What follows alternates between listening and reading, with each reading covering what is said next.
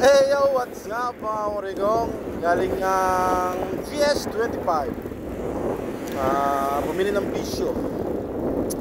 May umuwi naman po ngayon na seasonal farm worker. Bakit umuwi? Hindi kinaya yung lamig. Paano ba naman?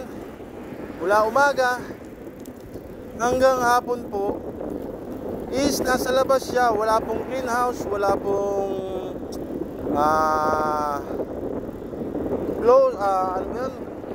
enclosure na pwede nilang taguan tuwing malakas ang hangin. Ang nagpapalamig sa winter yung wind chill na tinatawag, yung hangin.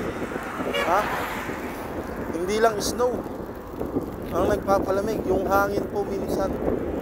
Nasa open area sila, wala sila sa loob ng greenhouse or loob ng warehouse para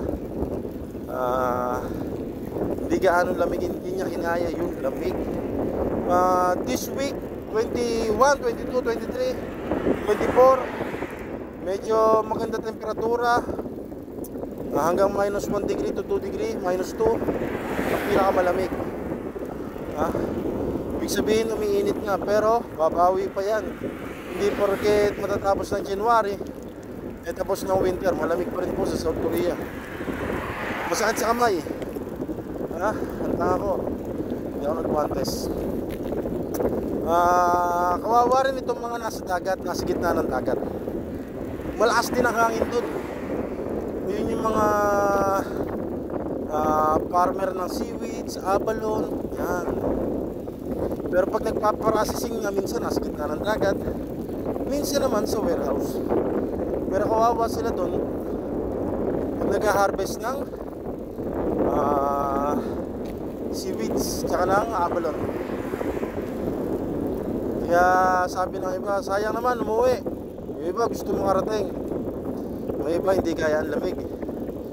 Subukan mo kayang umawak ng yelo mula umpisa ng video hanggang sa matapos ito. Ganyan ang nararamdaman ko ngayon, sakit.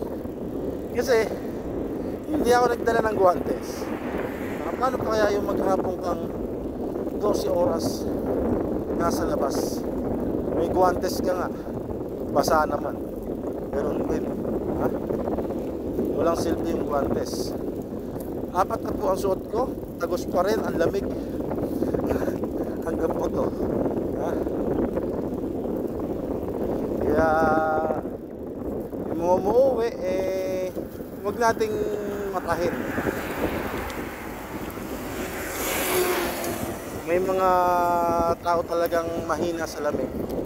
May mga tao naman na sumusuko sa tag-init. Buti nga walang namamatay dito na na Pinoy. Tuwing winter, meron po factory worker na sobrahan sa alak. Gaya ng kasama ni Utol sa bahay dati. Hindi na nagising, kinaumagahan. Pag winter po, alak ang pumapatay dito, mostly soju, pangungot. Tapos pag summer, sa mga farmer, heat stroke. Wala pa naman pong casualty ang winter ng seasonal farm worker. Kaya ingat na lang po lagi, stay warm and keep safe sa lahat. Tiis lang. Pero hindi na kaya, pwede naman umuwi, di ba? Malamig. Tapos magtatrabaho ka, ganito, open area. Open area.